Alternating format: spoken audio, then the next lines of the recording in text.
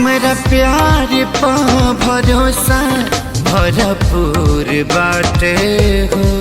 नइखी देले धोखा उनकर ना कसूर बाटे हो। हमरा प्यार पा भरोसा भरपूर बाटे हो। नइखी देले धोखा उनकर ना कसूर बाटे हो।